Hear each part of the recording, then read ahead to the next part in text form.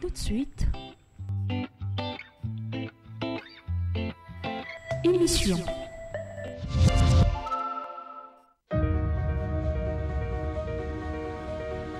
Lorsque tout le monde sait qu'à RDC on peut aller, on y sort avec la cassiterite, le coltan, le diamant, mais tout le monde y va, vaille que vaille. Idéologiquement, Kaboun est début de peste, idéologiquement. Le savoir-être et le savoir-vivre, tout devient faussé. C'est une histoire d'escroquerie. Quand Kaboun dit qu'en 2023, il faut chasser le régime de Tshisekedi parce que ce régime a échoué. Nous remettons l'ascenseur. C'est le même jeu. Alors pourquoi se plaindre? Je suis estomaqué de constater que les notions élémentaires de la allez-y, enchaînez-vous aussi. Enchaînez-vous aussi. J'ai dit ceci, que la MONUSCO, vous voyez ce monsieur, et il crie même pour dire non, la MONUSCO est appelée à stabiliser les institutions. Et il a ramassé ça où? Dans son petit agenda. Où avez-vous trouvé ces messieurs? Elles sont des voleurs. Enchaînez-vous aussi. J'ai dit ceci, que la MONUSCO, vous voyez ce monsieur, et il crie même pour dire non, la MONUSCO est appelée à stabiliser les institutions. Et il a ramassé ça où? Dans son petit agenda. Où avez-vous trouvé ces messieurs? Elles sont des voleurs.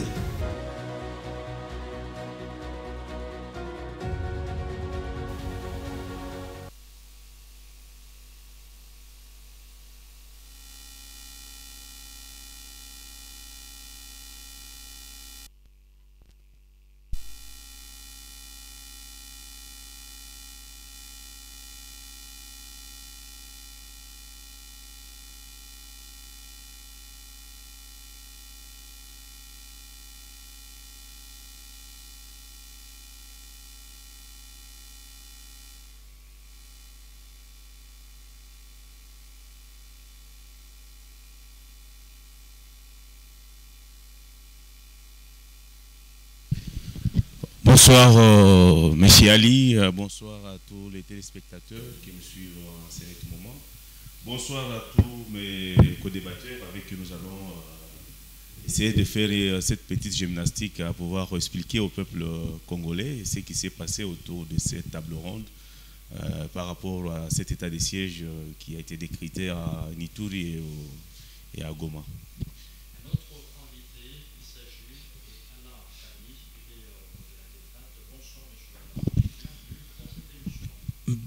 Merci, Monsieur Ali. Merci à mes co-débatteurs. Merci également à l'administration de Fayad Télévision, parce que bâtir une culture de débat, c'est bâtir une démocratie dure et sincère.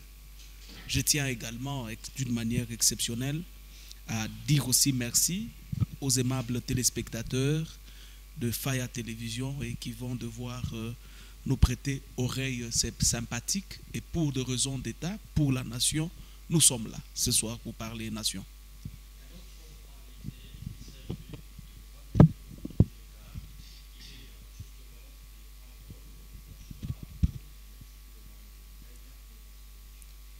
Bonsoir Monsieur Ali, merci de nous associer à cette pertinente émission de débat patriotique et citoyen. Bonsoir aux honorables téléspectateurs de cette émission et bonsoir à mes co-débatteurs. Merci à vous d'avoir mesdames, messieurs. Aujourd'hui, l'homme politique va essayer d'établir sur la table ronde de l'État, décidé de l'entreprise, comment on s'est découvert, une table ronde décidée à retrouver le mercredi 16 octobre. On parle justement après cette transition.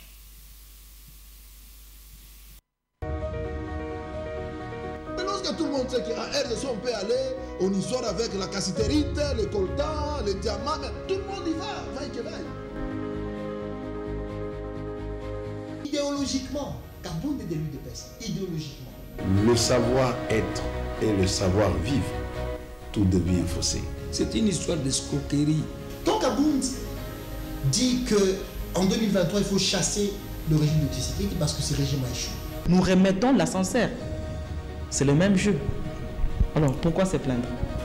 je suis estomaqué de constater que les notions élémentaires de la allez-y, enchaînez-vous aussi.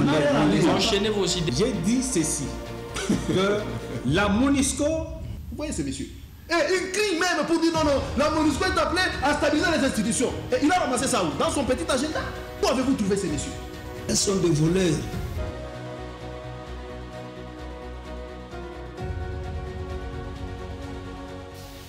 De retour justement sur ce plateau grande politique qui va parler justement de cette table ronde sur l'état de siège instauré il y a de cela 2 ans par le président de la République Félix-Antoine Tshisekedi Tshilombo dans les provinces du Nord Kivu et d'Ituri.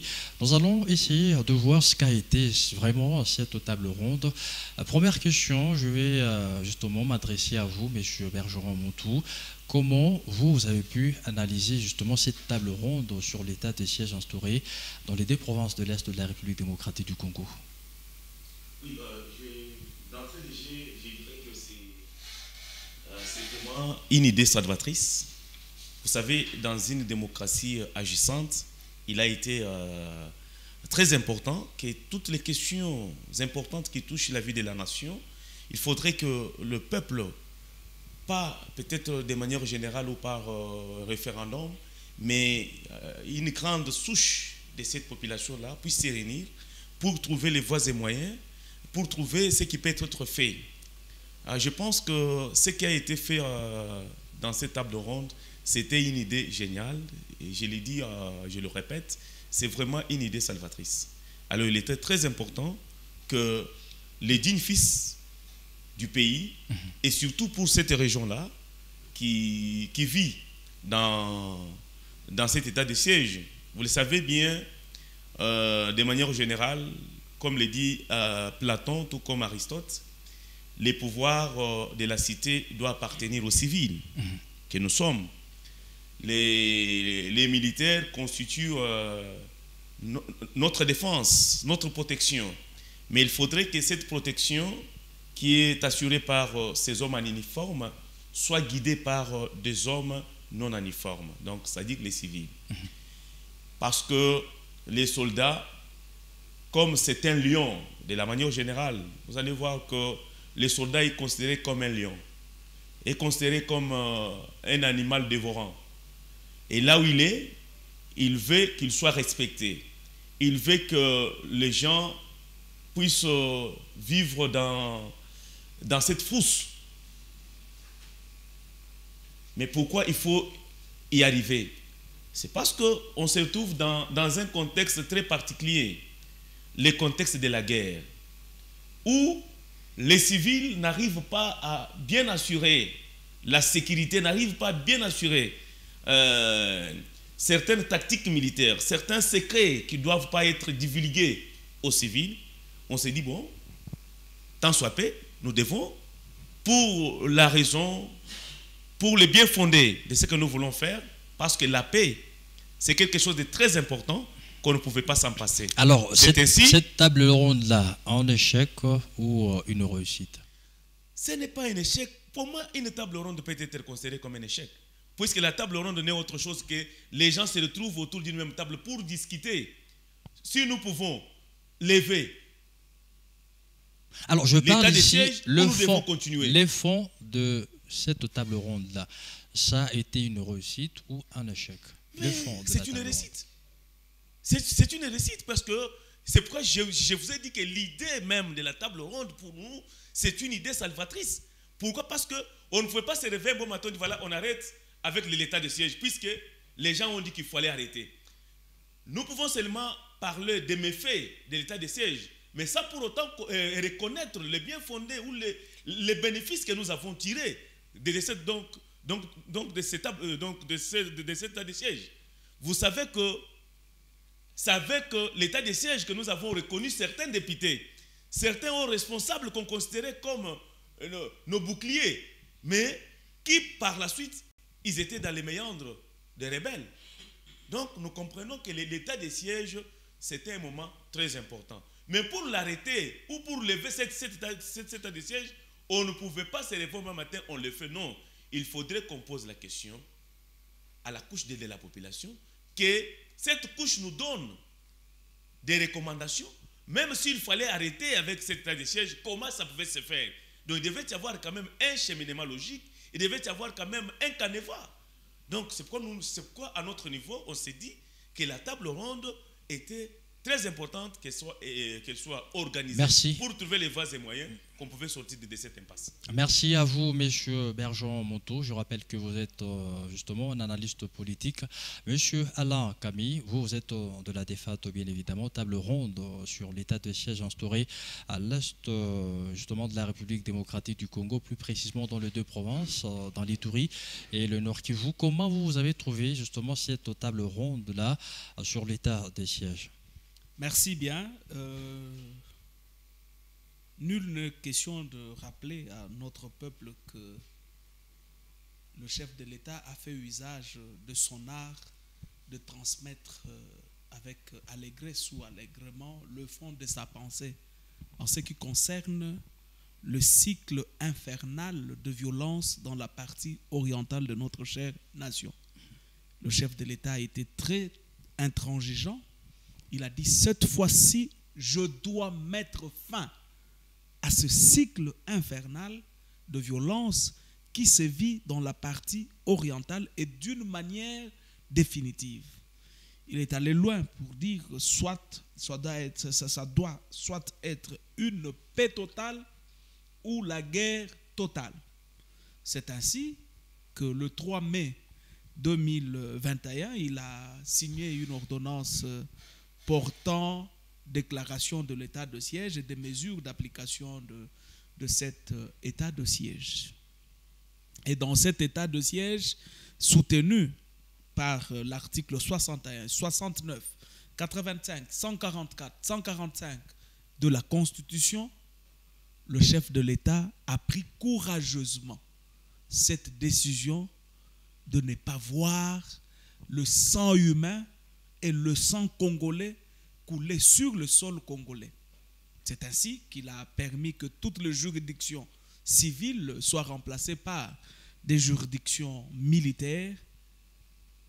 Et à 4 reprises, le chef du gouvernement national, le premier ministre Sama Lukonde, a fait de mission pour évaluer cet état de siège sur terrain. À 4 reprises, je précise, il a consulté les autorités militaires en place, il a consulté le responsable des institutions en veilleuse, il a consulté toutes les couches et il faisait rapport au chef de l'État sur l'évolution de l'état de siège. Alors, il y a eu des voix qui sont montées, il y a des gens qui sont montés au créneau pour parler. Nous ne voulons plus de cet état de siège. L'état de siège, c'est un échec. L'état de siège a amené des bénéfices pour la nation. Devant cette diversité de pensées qui pouvait déjà nous plonger dans une conflictualité, le chef de l'État, comme il est un démocrate rompu et né, il s'est dit, je mets sur pied une conférence sur l'état de siège.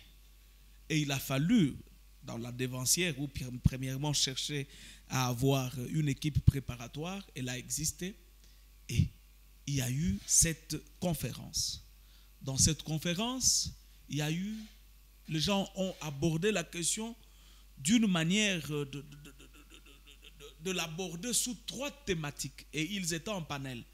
Il y avait ceux qui se sont dit que nous là, nous voulons le maintien de l'état de siège. Et ils nous ont donné, ils nous ont coulé en écrit leur argumentaire pour dire, voilà, nous avions vu le bénéfice de l'état de siège et nous le soutenons. Dans toute démocratie, le chef de l'État n'a pas voulu qu'il y ait des gens qui pouvaient contredire ceux-là. Il y a ceux-là qui ont dit, nous demandons qu'il y ait une fin de l'état de siège. Il y a ceux qui ont dit, nous voulons la révisitation ou la réqualification de l'état de siège. De l'état de siège. Oui. Et comme le chef de l'État connaît bien ses prérogatives constitutionnelles, dans cette conférence, et tous les conférenciers savaient bien sûr qu'il ne pouvait pas arriver à des conclusions. Constitutionnellement parlant, seul le chef de l'État et l'Assemblée nationale peuvent mettre fin à l'état de siège. Mais en toute démocratie, le chef de l'État a fait appel aux représentants de toutes les couches sociales de ces deux provinces concernées par l'état de siège. Il s'agit de la province de Ituri et du Nord Kivu. Oui. Il y a eu une représentativité de toutes les couches sociales, des confessions religieuses, des députés, des ministres, de ceci, toutes les couches. Alors, au terme de ces assises, un rapport a été présenté au chef de l'État. Et c'est à lui que revient le dernier mot par rapport à toutes ces réflexions. Merci beaucoup. Le chef de l'État n'a pas voulu que la pensée, que le Congolais ait du plomb dans leurs ailes pour ne pas émettre d'une manière démocratique, claire et limpide leurs réflexions sur l'état de siège, ses avantages. Mais curieusement, je vous parlerai des avantages et le défaut, parce que dans les avantages, nous avions même dit, nous devons féliciter notre armée, parce que dans les avantages, on a dit qu'il y a eu même maximisation de recettes par de provinces dirigées par nos militaires. Merci Coup de chapeau à notre armée qui monte d'ailleurs en puissance. Coup de chapeau à tous les militaires qui servent sous le drapeau notre chère République. Merci beaucoup pour cette précision. Maître Mohamed Iyenga, vous, quelle a été votre perception par rapport justement à cette table ronde sur l'état de siège? Merci beaucoup, messieurs les journalistes, de la parole nous accorder et surtout de l'invitation. D'entrée de jeu, il faut rappeler que ça fait quasiment plus de 2 ans que le chef de l'État avait pris la décision instaurant l'état de siège dans la partie orientale de la République démocratique du Congo et principalement dans la province de l'Ituri et dans celle du Nord Kivu. Et cet état de siège qui a été reconduit à maintes reprises sans débat au niveau de l'Assemblée nationale. Et tout dernièrement, le chef de l'État va prendre la décision de convoquer ces forums réunissant les différentes forces vives, et principalement celles de la partie orientale de la République démocratique du Congo, question d'évaluer cet état de siège. Parce que comme je viens de le dire, ça fait quasiment 2 ans que nos compatriotes de l'Ituri et ceux de la province du Nord Kivu sont dirigés d'une façon exceptionnelle. Alors, les chefs de l'État convoquent ces forums, mais d'entrée de jeu, il faut préciser qu'il y a l'inopportunité de la convocation de ces forums. Pourquoi l'inopportunité? Parce que mon co-débatteur de l'opposition, de la majorité, a si bien indiqué ici qu'il y a eu 4 évaluations effectuées par le Premier ministre. Et au cours de ces différentes évaluations, le Premier ministre s'est concerté avec les différentes forces vives qui sont au niveau non seulement de la province de l'Ituri, mais également au niveau de la province du Nord Kivu. Il n'y a pas que le Premier ministre, parce que vous êtes sans ignorer que le chef de l'État est là, et le chef de l'État, c'est la personne la mieux renseignée que nous avons en République démocratique du Congo. Le chef de l'État sait pertinemment bien que cet état d'échec a lamentablement échoué. Et donc, cet état de siège, je vous laisse dire, a lamentablement échoué. Il ne fallait pas qu'il puisse convoquer ces forums, parce qu'il faut préciser ici que le forum qui a été organisé à Kinshasa a coûté au Trésor public 4 millions et quelque chose, 4 millions de dollars. Pendant que nous avons des compatriotes à l'est du pays qui n'ont besoin que d'un comprimé de paracétamol ou de quinine pour se faire soigner, et qui sont victimes de l'irresponsabilité de ces gouvernements qui n'est pas justement à mesure de leur venir en aide. Et donc c'est pour cette raison que nous autres de l'opposition, tenant compte de ces différents arguments que nous venons d'avancer, notamment le fait que le Premier ministre lui-même ou le gouvernement a évalué l'état de siège à 4 reprises, et donc ils sont certainement au courant de son évolution. Ils savent très bien que cet état de siège a échoué. C'est vrai que lors de ces forums, il y avait 3 commissions. Il y avait la commission de la réqualification de l'état de siège, il y avait la commission de l'arrêt de l'état de siège ou de la levée de l'état de siège, et celle qui travaillait sur le maintien de l'état de siège. Mais cette dernière commission s'est vue pratiquement vidée de tous les participants. Je pense que vous avez suivi avec nous la déclaration du président de la dite commission, ainsi que de la majorité des membres qui composaient cette commission et qui ont donc jugé bon de démissionner, simplement. Parce qu'eux-mêmes ont dit que la population, non seulement du Nord Kivu, mais également de l'Ituri, j'y arrive, cette population ne veut plus de cet état de siège. Parce que la population se rend compte que cet état de siège n'est rien d'autre qu'un passe-temps. Pourquoi un passe-temps? Je pense que nous aurons le temps de parler effectivement du bilan de cet état de siège. Certains vont vous parler ici des avancées ou de la réussite de cet état de siège, mais je pense que nous serons là pour démontrer que ces 2 ans que la population congolaise de l'Ituri et du Nord Kivu a été dirigée de façon exceptionnelle, c'était pratiquement un chaos et donc un échec. Merci. Grosso modo, oui. Il y a l'inopportunité de la convocation de ces forums et qui a donc décimé inutilement des millions de dollars. Merci à vous, Maître Mohamed Eyenga, pour cette intervention. Monsieur Bergeron Moutou, maintien ou levée de l'état des sièges? Oui, je pense d'entrée de jeu, je vous ai dit que la table ronde était une idée salvatrice. Et nous constatons déjà, même dans l'esprit de notre co-débatteur de l'opposition, on constate même que tellement qu'il cherche l'échec partout, il voudrait même changer le dictionnaire français, l'état des sièges en état d'échec. Donc, ce qui n'est pas la même chose. L'état des sièges, ce n'est pas une volonté de dire que nous voulons à tout prix qu'il y ait état des sièges à l'Ituri, tout comme au Nord Kivu. Mais c'est un contexte, c'est une situation qui se vit dans ces contrées-là. Vous avez constaté même les autorités provinciales qu'on avait, qui pouvaient sécuriser bien ce peuple. Mais nous avons vu par plusieurs fois cette même population déclarer qu'il y avait certaines autorités, certains députés provinciaux, certains députés nationaux de ces contrées-là qui étaient de la mèche avec des rebelles. Alors, comment y arriver? Ce sont les intelligences de l'État. Le chef de l'État vous a dit qu'il a pris courageusement cette décision de pouvoir nommer, à remplacer l'administration civile par une administration militaire. Et je vous ai dit d'entrée de jeu que Platon et les autres, Bernard Kouchner, j'en passe, ils préfèrent bien sûr que la cité soit gérée par les civils. Mais que voulez-vous? Lorsque nous nous retrouvons dans une situation exceptionnelle, il est très important qu'on puisse quitter les modes ordinaires vers les modes extraordinaires.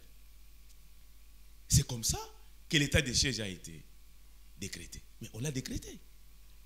Nous ne pouvons pas seulement voir le mal, mais il faut également voir aussi les bénéfices que cela nous a produits. Alors, on a maintien ou levée de l'état des sièges, concrètement? Concrètement, je pense que tout a été déjà fait au niveau de la table ronde. Il y a des conclusions, il y a des recommandations. Si nous disons aujourd'hui qu'il faut lever ou il faut maintenir, c'est comme qui dit nous allons placer la charrue devant le bœuf. Parce que le travail a été déjà réalisé au niveau de la table ronde. Nous espérons et nous estimons que le premier citoyen de la République vous attendez la décision du président de la République. Une conclusion quant à ça. Si nous voulons donner une conclusion, dire aujourd'hui qu'il faudrait soit arrêter avec l'état des sièges, soit prolonger cet état des sièges, mais il faudrait que nous ayons une idée globale, tous les renseignements possibles par rapport à tout ce qu'il y avait comme des poches des rebelles et des tensions, ainsi de suite. Si lorsque nous avons tous ces éléments, ça peut nous donner une vision panoramique pouvant nous aider à pouvoir dire à cet instant, on peut arrêter. Mais pour l'instant, comme le travail a été déjà fait au niveau de la table ronde, nous estimons que le chef de l'État est le plus sage de nous tous, puisqu'il aime bien son peuple.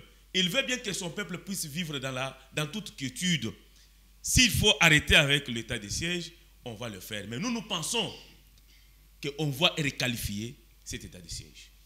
Merci à vous, M. Bergeon Montou, M. Alain Camille. Au vu de tout ce qui s'est passé autour de cette table ronde-là sur l'état de siège instauré dans l'Ituri et dans les Nord-Kivu, que pensez-vous? Maintien ou levée de cet état de siège? Bon, personnellement, je préfère qu'on aborde cette question avec beaucoup de lucidité, et surtout dans l'optique de se dire que tout vient à point, à qui sait attendre. Paris ne s'est pas fait en un jour, vu le caractère asymétrique de la guerre qui nous est imposée dans la partie orientale de notre chère nation. Je pense qu'il faut assez de patience pour obtenir les dividendes de l'action militaire et de l'action multidimensionnelle pour en arriver à avoir de bons résultats.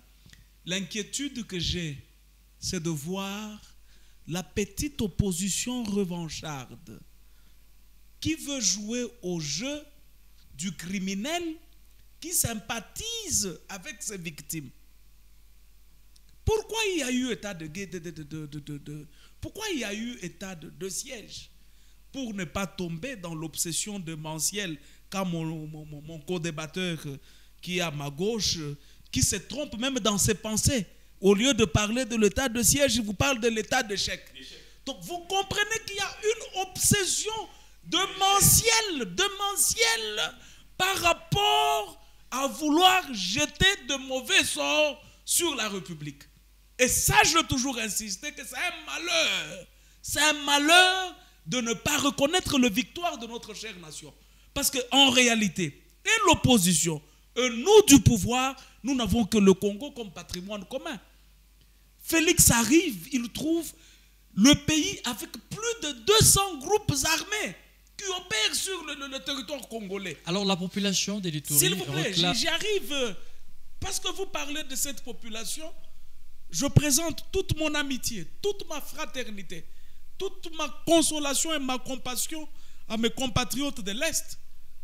Nous ne sommes pas habitués à voir le sang congolais, le sang humain couler pour le maintien de notre pouvoir. Ça n'a jamais été notre culture. Ça n'a jamais été l'enseignement parmi les enseignements nobles de notre mentor Étienne Tshisekedi d'heureuse mémoire. Nous avions appris à mettre en exergue la pacification, à mettre en exergue des démarches pacifiques, disais-je, voulais-je dire, et à faire utiliser nos cerveaux pour l'obtention du pouvoir. La preuve éloquente est que Félix est au pouvoir sans avoir fait usage même d'une seule petite arme à feu, sans avoir fait même usage d'une seule Kalachnikov. Mais quand vous allez à mes côtés, son mentor, c'est un ancien rebelle. C'est un ancien rebelle qui a fait couler le sang de Alors la population de l'Ituri... La population de l'Ituri... réclame également la...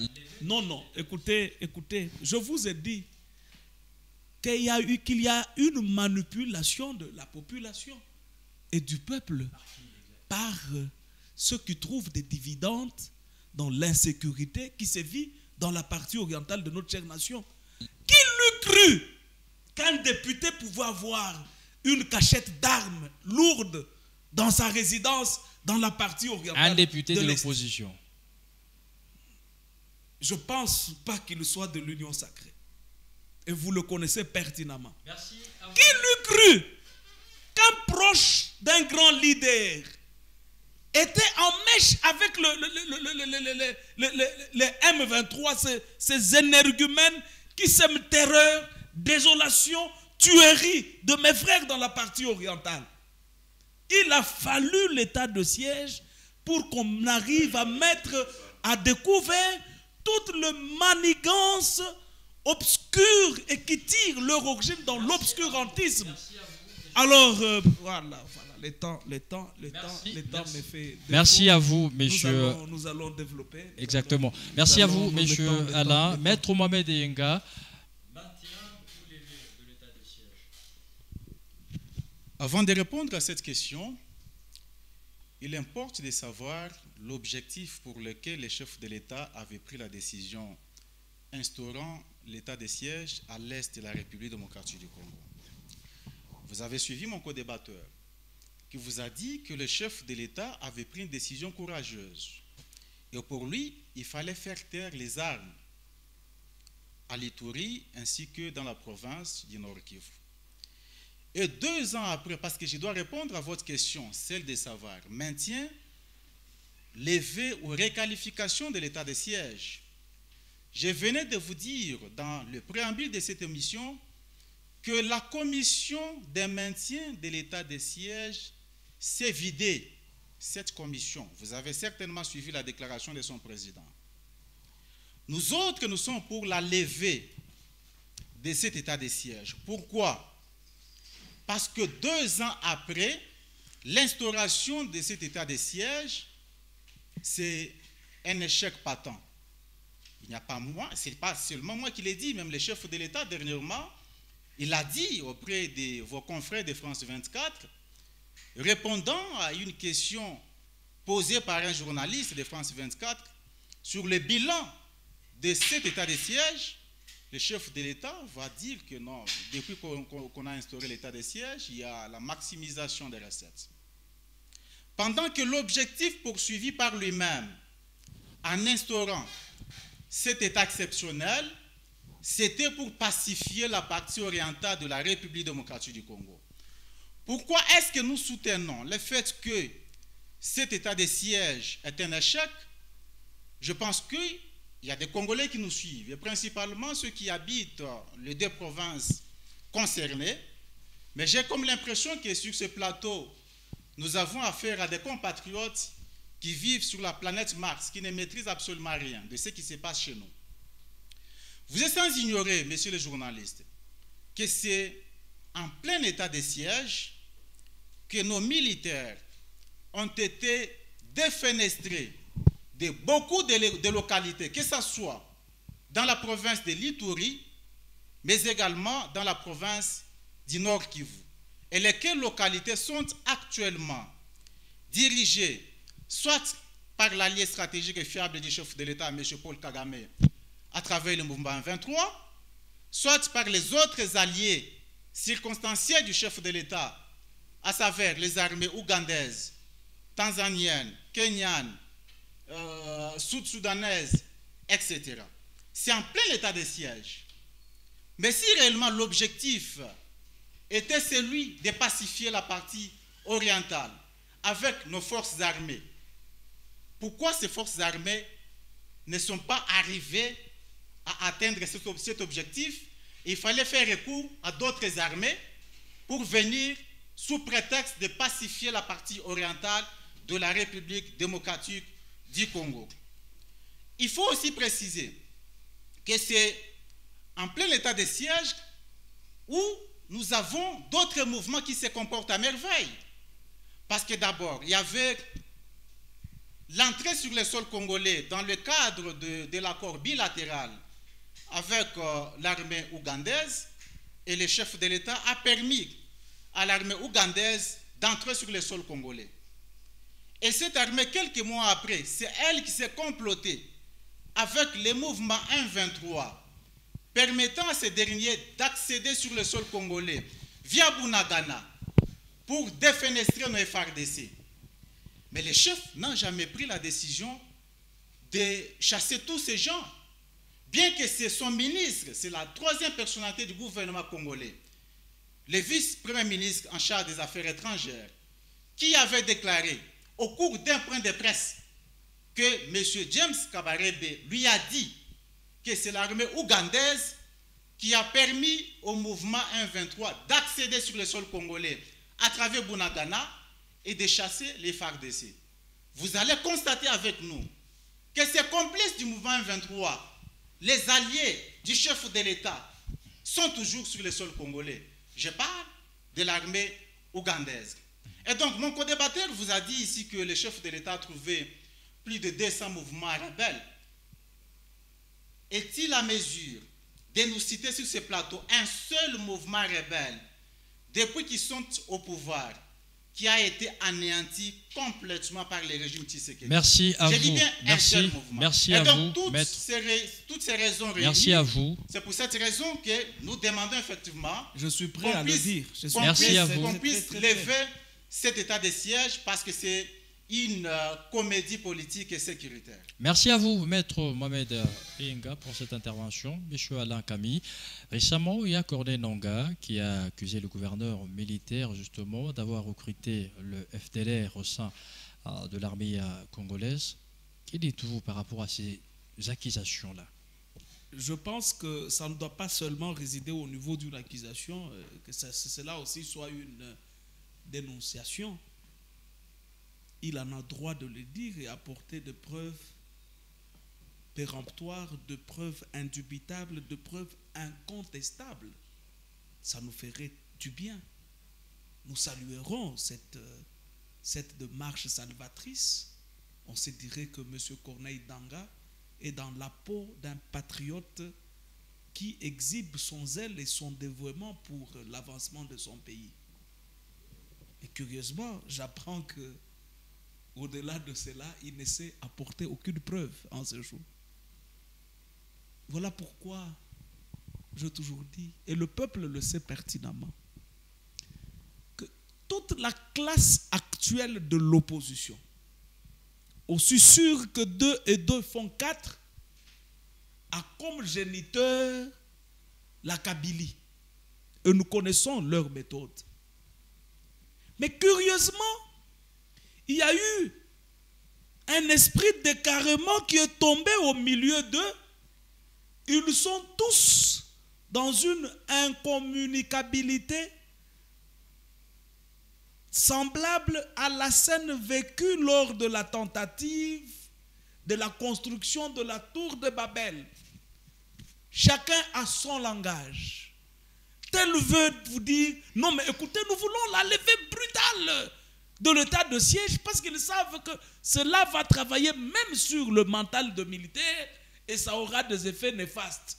Et après, ils vont sauter pour dire, voilà Tshisekedi avec ses aventures, ça n'a pas tenu.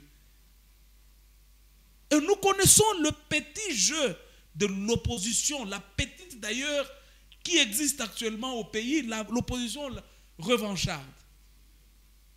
Quand vous allez de l'autre côté, on vous dit, nous avons boycotté, nous avons demandé à nos militants de ne pas s'enrôler, mais nous voulons que le peuple puisse punir M. Tshisekedi aux élections de 2023. Quel peuple? Vos acolytes ne se sont pas enrôlés. Nous, fascistes, nous nous sommes enrôlés.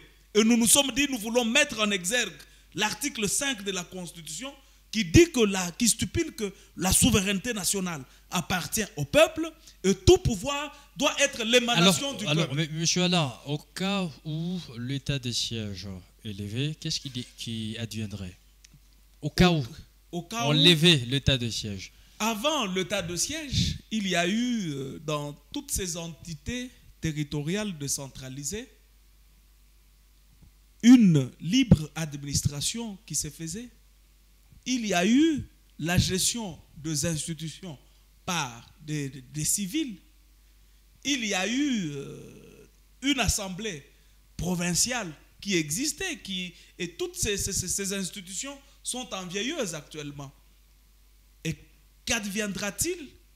Nous allons retourner à la dévancière, à la case du départ. Rien ne viole la Constitution actuellement. La levée de l'état de siège, nous sommes dans la Constitution. Le maintien de l'état de siège, nous sommes dans la Constitution. La requalification de l'état de siège, nous sommes dans la Constitution. Et c'est là que cette opposition ne peut pas vous amener même un seul iota d'un seul article de la Constitution violée. On vous dit que je cite seulement un seul mouvement de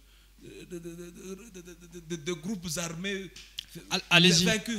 N'a-t-il pas, ne s'est-il pas informé qu'il y a eu un mouvement rebelle qui s'appelait EPIC, qui est vaincu?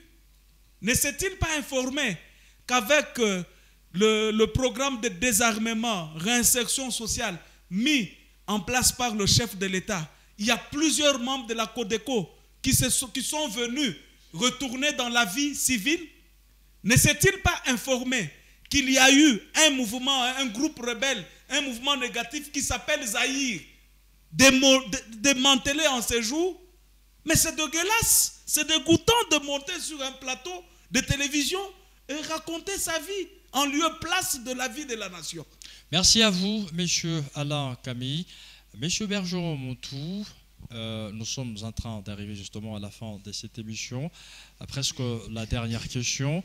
Quel bilan vous accordez à l'état de siège et quelles propositions justement vous pouvez faire après justement peut-être cette table ronde sur l'état de siège? Quelles propositions vous pouvez faire et quel bilan vous accordez à l'état de siège?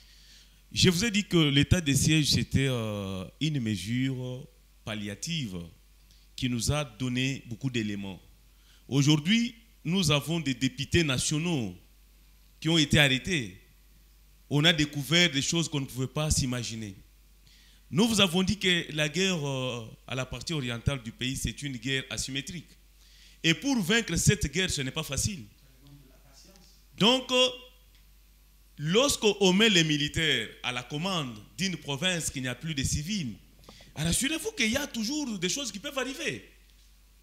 Et peut-être par moment, notre peuple est manipulé par des mêmes personnes qui sont de la mèche avec les Rwandais, avec des groupes rebelles. Et ils estiment qu'avec la présence des militaires, comme il y a l'état de siège, ils n'arrivent pas à faire ce qu'ils pouvaient faire. Alors à ce moment-là, ils sont prêts à pouvoir manipuler cette même population pour demander la chose et son contraire à la fois. Le peuple congolais par moment est considéré comme le peuple d'Israël. Vous voyez, donc les Israélites qui se retrouvaient en Égypte, dans cet esclavagisme, lorsqu'on les fait déplacer de là où ils étaient parce qu'ils en avaient marre, mais en arrivant en cours de route, puisqu'ils se sont retrouvés au désert, cette même population a commencé à réclamer ce qui se vivait en Égypte. Donc comprenez que avant l'état de siège, cette même population pleurnichait. Ils étaient toujours dans l'impasse. Mais aujourd'hui, avec l'état de siège, certainement, on ne peut pas dire que tout est rose. Parce que l'ennemi est là. Lorsque vous montez certaines stratégies, l'ennemi aussi monte sa stratégie aussi. Donc, pour arriver à dénicher, à trouver une paix durable, il faut de la patience. On ne peut pas se réveiller un bon matin. On a maintenant une gestion assurée par les militaires, une administration assurée par les militaires. On dit voilà, on arrête d'un coup. Mais c'est comme qui dirait, un hypertendu qui vit déjà dans son hypertension, parce que vous trouvez dans la joie, vous dites voilà, nous devons vraiment trouver une solution directe à ces patients et vous lui donnez les cataplécins. Concluez. Pour diminuer de manière brusque cette pression. Mais ces malades-là risquent de mourir. Pas par rapport à son hypertension, mais ils vont mourir de l'hypotension. Donc nous pensons qu'il est très important, même si on voit lever l'état de siège, mais ça ne va pas se faire de manière brusque. Il faut y aller avec tact, il faut y aller avec patience, il faut y aller avec stratégie. C'est pourquoi j'ai dit, au moment venu, on peut requalifier cet état de siège au lieu de dire qu'on la lève de manière brusque avec des conséquences collatérales qui peuvent advenir. Merci à vous, Monsieur Bergeron Montou, analyste politique bien évidemment. Monsieur Mohamed Inga, votre conclusion en rapport avec cette table ronde sur l'état des sièges. Levée, réqualification, maintien. Nous sommes pour la levée de l'état des sièges. Je pense que dans le cours de cette émission, nous avons démontré que cet état des sièges est un échec patent. Et d'ailleurs, avant l'état des sièges est mieux que pendant l'état de siège. La situation actuelle est plus pire parce qu'avant l'état de siège, pour ceux qui ne le savent pas, toute cette partie, et principalement à l'est de la République démocratique du Congo, était dirigée par des institutions légitimes. Et pendant l'état de siège, vous allez constater qu'il y a une partie actuellement, notamment Bunagana, qui n'est pas dirigée par les institutions légitimes. Et à Bunagana, c'est le franc ougandais qui est utilisé là-bas. Et donc, il y a un sérieux problème de l'autorité de l'État. Et même les chefs de l'État, il y a des zones à l'est du pays, en plein état de siège, il ne peut pas fréquenter. Chez lui, ici en République démocratique du Congo. Et donc, vous avez posé une bonne question aux compatriotes et co-débatteurs de l'Union sacrée pour vous démontrer les avancées de l'état de siège, mais vous avez tous compris qu'ils se sont distingués, soit en faisant une histoire biblique ici, ou alors en philosophant. On ne sont pas venus philosopher, encore moins se distinguer dans une histoire biblique qui date de longtemps. On parle des faits réels.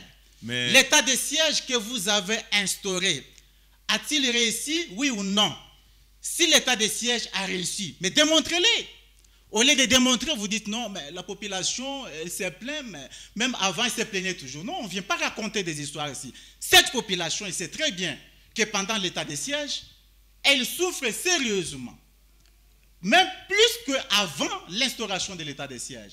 Et donc, c'est pour cette raison que même toutes les forces vives qui ont participé à ces forums qu'on a organisés au niveau de Kinshasa, inutilement d'ailleurs, parce que le chef de l'État a la réponse, et même les conclusions qu'on a pondues dans ces forums, le chef de l'État peut ou n'est pas accepter cela. Merci. Alors pourquoi avoir convoqué ces forums tout en sachant que les derniers mots reviennent au chef de l'État?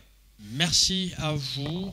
Je vais terminer justement par cette question que je vais vous adresser à vous, M. Alain Camille. Pourquoi la table ronde au moment où le chef de l'État, la décision revient au chef de l'État? Non, mais je vous ai dit concluez en répondant à la question. Le chef de l'État actuel n'est pas un tyran, n'est pas un dictateur. Il ne veut pas ériger en mode de gouvernance la pensée unique. Il ne veut pas ériger en mode de gouvernance la dictature. Il a appelé le représentant de toute la couche sociale de 2 provinces concernées par l'état de siège, qui nous a amené des acquis que nous devons consolider. Nous devons consolider sous l'état de siège, parce qu'il faut être un peu clair, il y a eu une justice militaire et un gouvernement militaire qui ont contribué efficacement à restaurer l'état de l'État. Ne soyez pas étonnés d'apprendre qu'il y a eu même construction des infrastructures par un gouverneur, par un gouvernement militaire, des infrastructures publiques. Et cela a assuré la prise en charge effective et qualitative des agents et des services d'État. Avez-vous appris un seul instant que dans ces provinces sous état de siège, les agents de l'État sont impayés? Nulle part. L'état de siège a permis de limiter même le coulage de recettes de l'État. L'état de siège a permis de lutter contre la fraude institutionnalisée dans ces zones-là. Il y avait le coltan qui sortait, il y avait l'or qui sortait, et cela a permis qu'à une certaine période de l'histoire, le Rwanda était premier producteur du coltan alors qu'il n'en a même pas un seul gramme. Concluez, M. Alain. Et en ce jour, le Rwanda ne sait plus nous présenter son or, ne sait plus nous présenter son coltan, parce que l'intelligentiel Tshisekedi a eu à bloquer toute cette fraude et à mettre tous les flux matières dans les circuits officiels de commercialisation. Alors, je voudrais dire, en termes de conclusion, que nous sommes respectueux de textes légaux. Nous ne vivons pas dans une jungle.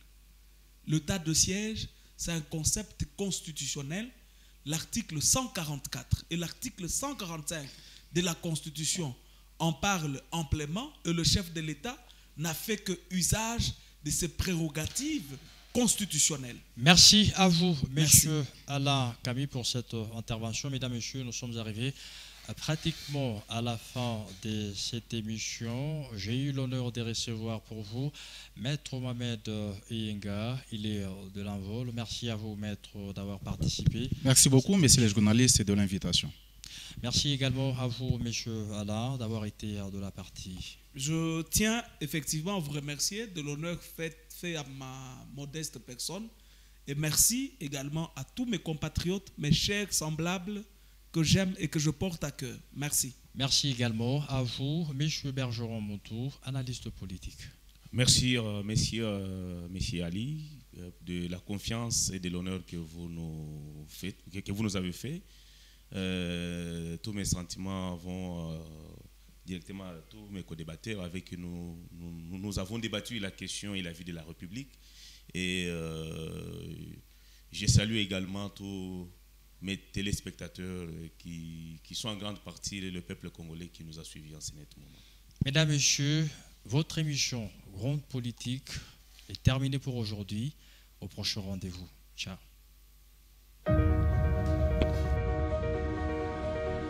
Mais lorsque tout le monde sait qu'à RDC on peut aller, on y sort avec la cassiterite, le coltan, le diamant, mais tout le monde y va, vaille que vaille. Idéologiquement, Kabound est de l'UDPS, idéologiquement. Le savoir-être et le savoir-vivre, tout devient faussé.